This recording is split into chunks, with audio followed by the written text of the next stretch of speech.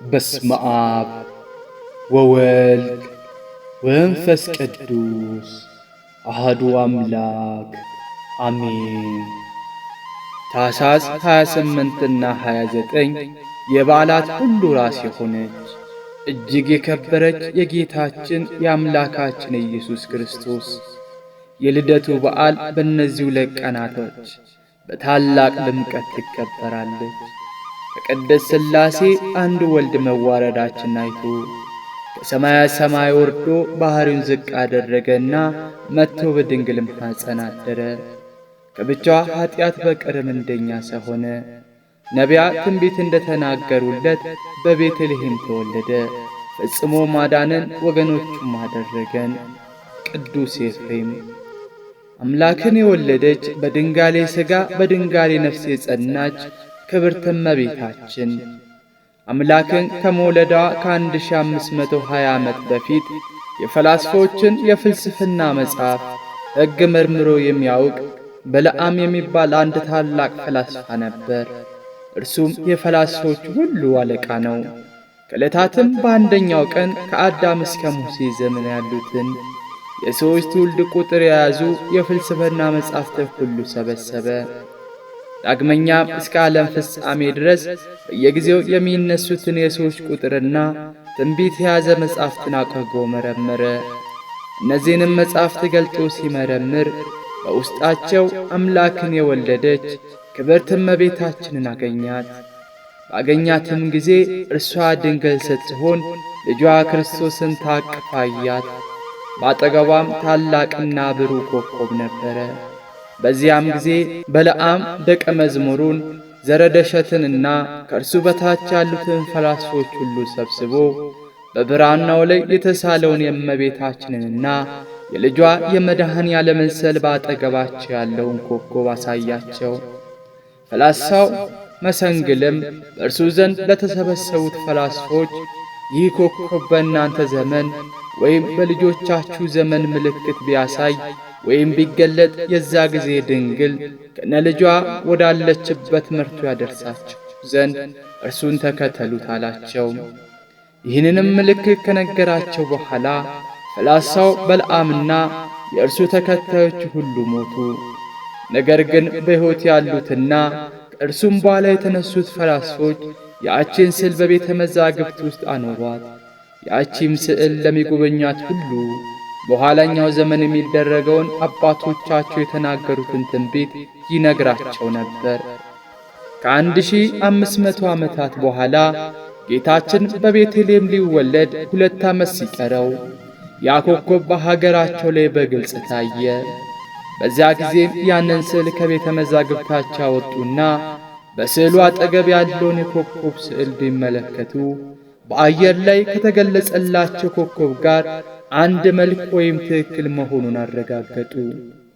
አባታቸው ዘረደሸትም እንዳስረዳቸው የአገሩ ፈላስፎችና መኳንንቶች ሁሉ ከሰራዊቶቻቸው ጋር እጅ መንሻውን ይዘው ስዕሉን ተሸክሞ ለመሄድ ተነሱ። ኮከቡ ከሰው ቁመት ርቀት 75 ሜትር በሆነ ከፍታ ላይ ሆኖ በፊታቸው ይመራቸው ነበር። ከእርሱ ወገን ያልሆነ ልዩ ጠባይ ወይም ባህል ወይም ቁም ነገረኛ ያልሆነ ሰው የተከተላቸው ወይም በማዕከላቸው የተገኘ እንደሆነ ኮከቡ ይሰወራቸው ነበር። ነገር ግን እነርሱ ከእርሱ ወገን ያልሆነውን ተመራምረው ከመካከላቸው ባስወገዱት ጊዜ ኮከቡ እንደ ቀድሞ ተገልጾ ይመራቸው ነበር። በመሸም ጊዜ ወደ ማደሪያ ቦታ ያደርሳቸውና ሲነጋ ዳግመኛ ይመራቸዋል። ኮከቡ መልኩ በብዙ አይነት ይለወጥ ነበር። ሕፃን የታቀፈች ድንግል ብላቴና ይመስላል። በእንዲህ አይነት ጉዞ እየተጓዙ ጌታችን ከተወለደበት ቦታ ኢየሩሳሌም በ2 ዓመት ደረሱ። ኢየሩሳሌም እንደ ደረሱ ያ እየመራ ያመጣቸው ኮከብ ተሰውሯቸው እነርሱም እጅግ አዝነው የሚያደርጉትን አላወቁም። ወደ ከተማን ገብተው ስለተወለደው ንጉሥ ጠየቁ። የእነዚያ ሰዎች አጠቃላይ ቁጥራቸው 30,000 ነው። ነገሥታቱም 3 ናቸው። ለእያንዳንዳቸው ንጉሥ 10,000 ሰራዊት ነበረውና ሄሮድስ ይህን ያህል ሰው የተወለደውን የአይሁድ ንጉሥ ለማየት መምጣታቸው እጅግ አስደነገጠው። መላዋ ኢየሩሳሌምም ከሄሮድስ ጋር ታወከች። ሄሮድስም የካህናት አለቆችና የሕዝቡን ጻፊዎች ጠርቶ ክርስቶስ በየት ይወለዳል አላቸው። እነርሱም በነቢይ የኤፍራታ ክፍል ቤተልሔም፣ አንቺ ከይሁዳ ነገሥታት አታንሺም፣ ወገኖቼ እስራኤልን የሚጠብቅ ንጉሥ ካንቺ ይወለዳልና ተብሎ ተነግሯልና በቤተልሔም ይወለዳል አሉት።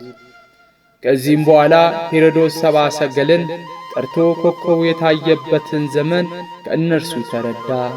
ሄዳችሁ የሕፃኑን ነገር መረምራችሁ ያገኛችሁት እንደሆነ እኔም መጥቼ ሰግድለት ዘንድ በእኔ በኩል ተመልሳችሁ ኑ አላቸው። እነርሱ የነገራቸውን ሰምተው ከንጉሥ ዘንድ ሄዱ።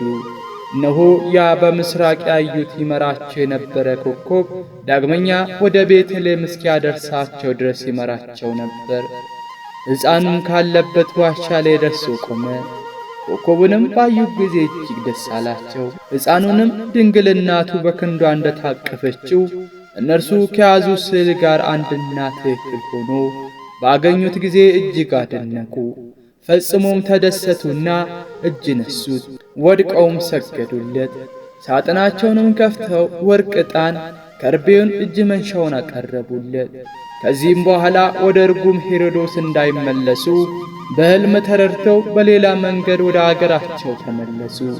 አምላክም በሥጋ ስለመገለጡ አዋጅ ነጋሪዎችና ሰባኪዎች ሆኑ።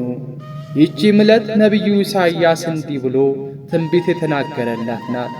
እነሆ ድንግል ጸንሳ ወንድ ልጅ ትወልዳለች፣ ስሙም አማኑኤል ትለዋለች። ትርጓሜውም እግዚአብሔር ከእኛ ጋር ሆነ ማለት ነው። ስለዚህችም የከበረች ድንግል ነቢይ ሕዝቅኤል እግዚአብሔር አለኝ፣ ይቺ በር ተዘግታ ትኖራለች፣ አትከፈትም፣ የሚገባባትም የለም። የእስራኤል ፈጣሪ እግዚአብሔር እንደ ተዘጋች ይገባባታልና ተዘግታ ትኑር አለ። ነቢዩ ዳንኤል ሌሊት በራእይ አየው፣ እነሆ ታላቁ እንደ ሰው ልጅ በሰማይ ደመና መጣ፣ ዘመኑ ወደሚያስረጅ ደረሰ።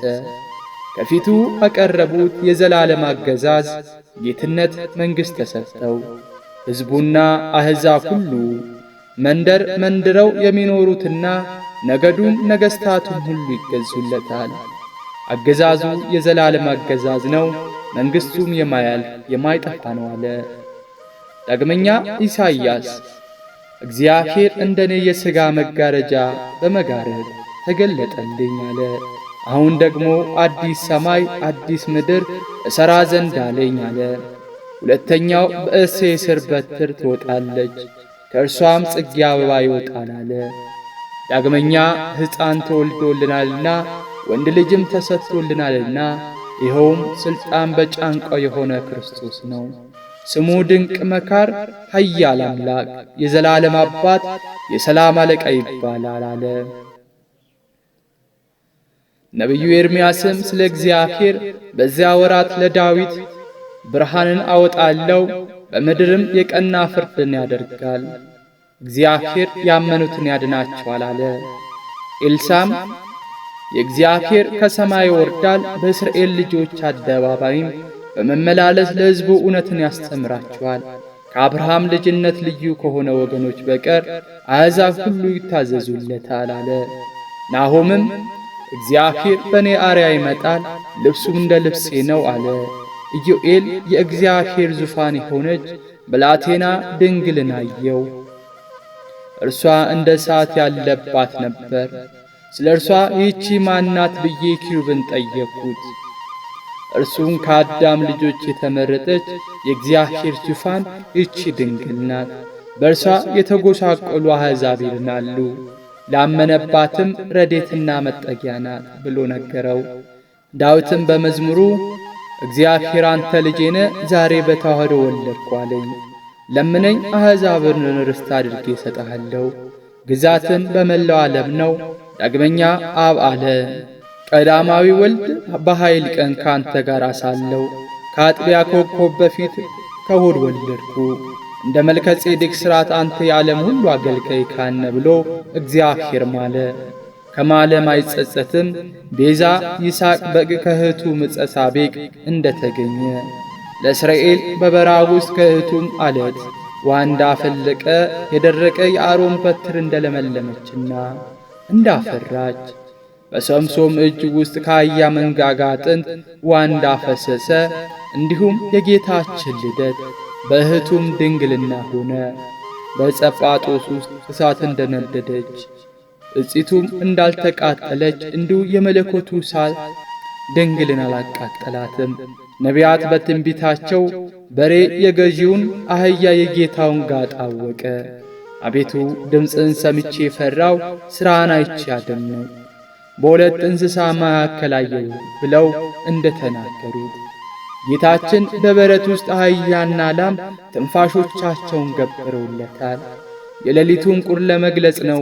አባ ጊዮርጊስ ዘጋስጫ ዓለምን የሚገዛው በኪሩብ ሰረገላ ላይ የሚቀመጠው የባሕርይ አምላክ ኢየሱስ ክርስቶስ በከብቶች በረት የመወለዱን ነገር በማንሳት በአድናቆት በበረት ውስጥ የዓለም ገዢ መተኛት እጅግ ድንቅ ነው፣ በበረት ከጽርሐ አርያም ይልቅ ረዘመ፣ ከምድርም ዳርቻ ሰፋ፣ ሕዝቅኤል ካየው ሰረገላ ዳንኤልም ካየው ኪሩባዊ ዙፋን በረት በለጠ።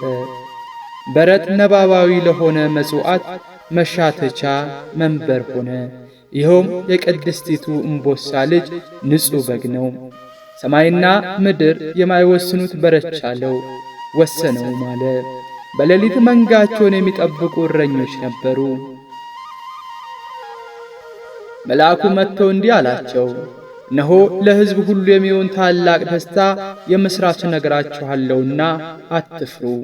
ዛሬ በዳዊት ከተማ መድኃኒት እርሱ ክርስቶስ ጌታ የሆነ ተወልዶላችኋልና፣ ይህም ምልክት ይሆንላችኋል፣ ሕፃን ተጠቅልሎ በግርግም ታኝቶ ታገኝቷላችሁ አላቸው። ከመልአኩም ጋር ሰራዊተ መላእክት መጥተው ስብሐት ለእግዚአብሔር በሰማያት ወሰላም ወምድር ለእጓለ መሕያው፣ ክብር ለእግዚአብሔር በአርያው ይሁን ሰላምን በምድር ለሰውም በጎ ፍቃድ አሉ። ቅዱሳን መላእክትን ከእርሱ ተለይተው ወደ ሰማይ በወጡ ጊዜ እረኞቹ እርስ በርሳቸው እንግዲህ እስከ ቤተልሔም ድረስ እንሂድ፣ እግዚአብሔር የገለጠልንን ይህ የሆነውን ነገር እንይ ተባባሉና ፈጥነው ወጡ። ማርያምና ዮሴፍ ሕፃኑን በግርግም ተኝቶ ማርያምን ዮሴፍን ሕፃኑን በግርግም ተኝቶ አገኙት። አይቶም ስለዚህ ሕፃን የተነገረላቸውን ነገር ገለጡ። የሰሙትን ሁሉ እረኞቹ በነገሯቸው ነገር አደነቁ። የብርሃን እናቱም አምላክ ግን ይህን ነገር ሁሉ በልቧ እያሰበች ትጠብቀው ነበር። መላእክት በሰማይ መንበሩ፣ ምድር የእግሩ መረገጫ የሆነለት አምላክ በአጭር ቁመት በጠባብ ደረት ተወስኖ በጎል ተኝቶ በጨርቅ ተጠቅልሎ አይተውት ደስ ብሏቸው ወደ ሰማይ ቢያርጉ ከባሕርይ አባቱ ከአብ ከባሕርይ ሕይወቱ ከመንፈስ ቅዱስ ጋር በትክክል ከመንበሩ አይተው ስብሐት ለእግዚአብሔር በሰማያት ብሎ አመስግነውት በጣዕም ላይ ጣዕም በጸጋ ላይ ጸጋ ተጨምሮላቸው ደስ ብሏቸዋል፣ ልደቱን ይሹታልና። መላእክት ብቻ አይደሉም፣ እንስሳትም አራዊትን ደስ ብሏቸው ይህ ሊታወቅ አንድ ባህታዊ ቋርፍ ስምስ ምዳንቃ የውም ተወልደ መድኃኔ ዓለም የውም ተወልደ ቤዛ ኩሉ ዓለም የውም ተወልደ ከሳቴ ብርሃን እያለ ስትዘላይቷል። በጌታችን በልደቱ ባሕር ውሃ፣ ወተት፣ ማር፣ ተራሮች እንጀራ፣ እንጨቶችም የበረከት ፍሬ ሆነዋል። ልደቱም በኮከብ ተረርተው ሰብአ ሰገል የጥበብ ሰዎች ስማቸው ማንቱሱማር፣ ሜልኩ፣ በዲስትፋር የተባሉ የፋርስ ነገሥታት ከገነት የተገኘ ወርቅ፣ ዕጣን፣ ከርቤ አምጥተው ገብረውለታል። ይህንስ ከምን አገኙት ቢሉ አዳም ከገነት ከወጣ በኋላ መላእክት ቅዱስ ሚካኤል፣ ቅዱስ ገብርኤልና ቅዱስ ሩፋኤል ወርቅ፣ ዕጣን፣ ከርቤ አምጥተው ሰጡት። እርሱም ለዮሐን ሰጣት፣ ዮሐን ለሴት ሰጠችው። ከሴት ሲወርድ ሲዋረድ ከኖህ ደረሰ። ኖህ ከመርከብ ከወጣ በኋላ ለሴም ሰጠው። ሴምም መልከጼዴቅን አስጠበቀው። መልከጼዴቅም ለአብርሃም ሰጠው። ከአብርሃም ሲወርድ ሲዋረድ በዳዊት በሰለሞን አድርጎ ከአካዝ ደረሰ። በሱ ዘመን ቴልጌሌሴፎር ማርኮ ወስዶ ከቤተ መዛግብቱ አኑሮታል። አባታቸው ጅረደሽት ይባላል። ፈላስፋ ነበር። አንድ ቀን በቀትር ከውሃ ዳር ሆኖ ሲፈላሰፍ በሰሌዳ ኮከብ ድንግል ሕፃን ታቅፋ አየ። ያየውም በሰሌዳ ቀርጾ አስቀመጠው። ሲሞት ልጆቹን እንዲህ ያለ ኮከብ ሲመጣ ባያችሁ ጊዜ ሰማያዊ ንጉሥ ይወለዳልና ይህን ወስዳችሁ እጅ ንሱ ብሎ ሰጥቷቸዋል። አንድም በለዓም ከያዕቆብ ቤት ኮከብ ይወጣል ያለውን ሰምተው ይዘው መጥተዋል። አንድም ቱሩፋን ባቢሎን ሳሉ ነገሥተ ተርሴስ ወደ እስያስ ስጦታ ገጸ በረከት አመጡ። ንግሥተ ሳባ ወአረብ እጅ መንሻ ያመጣሉ እያሉ ሲጸልዩ ይሰሙ ነበርና ይህን ይዘው መጥተዋል። አንድም ባሮክ አቴና ወርዶ ነበር። ያን ጊዜ ዛሬ የአገራችሁን ንጉሥ የሚገብረውን ወርቅ በኋላ ከኛ ወገን ንጉሥ ሲወለድ ይገብረዋል ብሎ የነገራቸውን ይዘው ነው። የተወለደው ዕለት ኮከቡን አይቶ አባታችን የነገረን ደረሰ ብለው 12 ሆነው ሰራዊቶቻቸውን አስከትለው ተነሱ። ብዙም ሳይርቁ ጠላት ተነስቶባቸው 9 ተመለሱ። እነዚህ 3ቱ ግን ኮከቡ እየመራቸው ኢየሩሳሌም ደርሶ በሄሮዶስ በኩል አድርገው ቤተልሔም ወርደው አግኝተው ገብረውለታል። ሚስጥሩም ወርቅ መገበራቸው ይህን የምንገብርላቸው ነገሥታት ቀድሞም ፍጥሯን ኋላም ኃላፊያን ናቸው። አንተ ግን ቀድሞም ያልተፈጠርክነ ኋላም የማታልፈነ ሲሉ፣ አንድም ወርቅ ጽሩይ ነው ጽሩይ ባህሪ ነህ ሲሉ፣ እንዲሁም ባንተ ያመኑ ምእመናን ጽሩያን ምግባር ሃይማኖት ናቸው ሲሉ፣ አንድም ወርቅ የሃይማኖት ምሳሌ ነው የሃይማኖት ጽሩይነቱና ግብዝነቱ የሚታወቅ መከራ ሲቀበሉት ነውና ዕጣም መገበራቸው ይህንን የምናጥናቸው ጣዖታት ቀድሞም ፍጥሯን ኋላም ኃላፊያን ናቸው።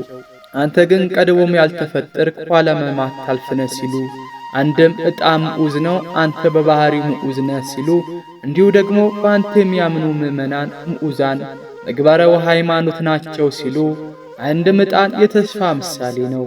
ዕጣን ከሩቅ እንደሚሸጥ ተስፋ ያላያዙትን እንደያዙት ያላዩትን እንዳያዩት ታደርጋለችና፣ ከርቤ መገበራቸው ምንም ቀድሞ ያልተፈጠርክ በኋላም የማታልፍ ብትሆንም በሰውነት መራራ ሞትን ትቀበላለህ ሲሉ፣ አንድም ከርቤ የተሰበረውን ይጠግናልና የተለየውን አንድ ያደርጋል። አንተን ከማኅበረ መላእክት የተለየ አዳምን አንድ ታደርገዋለ፣ ጽና ነፍስ ሰጥተህ ታጸናዋለህ ሲሉ፣ አንድም በዕለተ ዓርብ ያቀምሱታልና ከርቤ ያመጡለት።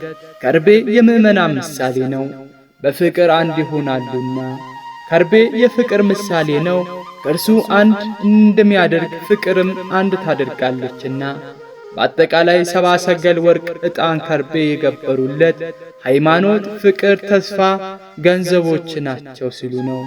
በሌላ መልኩ ወርቅ ለመንግሥቱ፣ ዕጣን ለመለኮቱ፣ ከርቤ ለሞቱ ምሳሌ ናቸው። 70 ሰገል እጅ ነስተው ከወጡ በኋላ አንዱ እንዴት ያለ ሽማግሌ ነው ብሎ አደነቀ። ሁለተኛው የምን ሽማግሌ ነው ጎልማሳ ነው እንጂ አለ። ሦስተኛው ደግሞ ሕፃን ነው እንጂ አለ። ገብተን እኒህ ተባብለው ሲገቡ ሽማግሌ መስሎ ለታየው ጎልማሳ፣ ጎልማሳ መስሎ ለታየው ሕፃን፣ ሕፃን መስሎ ለታየው ሽማግሌ መስሎ ታያቸው። ወጥተው እንዳንተ ነው ይባባሉ ጀመር። መልአኩ መጥተው እንደ ሁላችሁም ነው አላቸው። በጆሮ የሰሙትን በዓይን ቢያዩት ይረዳል ብለው ለሦስተኛ ጊዜ ገቡ። ሽማግሌ ለጎልማሳ መስሎ ለታየው ሕፃን፣ ጎልማሳ ሕፃን መስሎ ለታየው ሽማግሌ፣ ሕፃን ሽማግሌ መስሎ ለታየው ጎልማሳ መስሎ ታያቸው። እጹብ እጹብ ብለው አመስግነው አምላክነቱን ተረድተዋል። በሚሄድበትም ጊዜ እመቤታችን የገብስ እንጀራ ጋግራ ሰጠቻቸው። አገራቸውም እስኪገቡ ድረስ ከሰራዊቶቻቸው ጋር እያንዳንዳቸው 10,000 ሰራዊት ሲመገቡ ቆይተው ከከተማቸው ሲደርሱ ይህ ቅዱስ ምግብ ከከተማችን አናስገባም ብለው ከከተማው ዳር ቀብሮት ገቡ። ደርሳችሁ መጣችሁን አሏቸው። አዎ በ40 ቀን መጣ ነው። እናቱም የሰጠችንን ገምዝ እንጀራ እኛ እና ሰራዊቶቻችን ስንመገበው መጥተን ከከተማችን አናስገባም ብለን ከከተማው በር ቀብረነዋል አሏቸው። አሳዩን አሉ። ታይዘው ቢሄዱ ሲጨስ አግኝተውታል። ወስብሐት ለእግዚአብሔር ወለወላዲቱ ድንግል ወለመስቀሉ ክብር አሜን።